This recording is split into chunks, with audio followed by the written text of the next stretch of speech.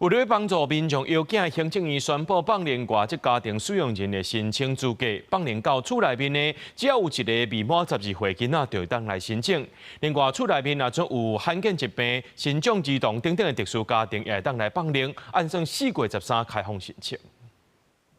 少子化的衝擊，頂個月咱國新生兒閣創下歷史上最低紀錄。行政院決定為協助家庭邀囡仔，要放寬厝內有一個12歲以下的兒童，就當申請外國籍家庭使用人。經濟上可能不是每個人都可以負擔，申請的門檻可能沒有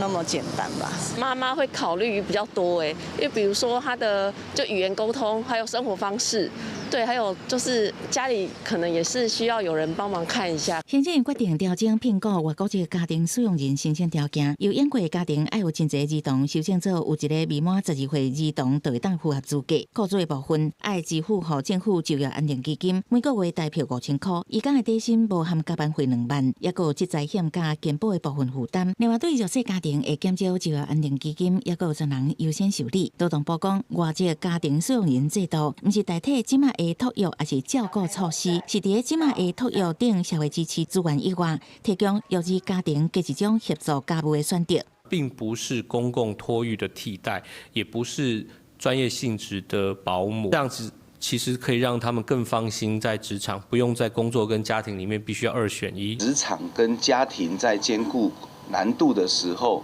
多一項這樣的選擇，多一點點無後顧之憂。那麼讓這個生育率能夠再提升一些。不過，也有民間團體煩惱現在強硬抵觸即賣的公共托育政策。中華民國家庭照顧者關懷總會閣提醒要注意排擠效應，驚同情適齡家庭會面臨更加嚴重的欠工危機。這個新政策公布以後，需求量大增的情況下，在供給面上面，到底政府的規劃是什麼？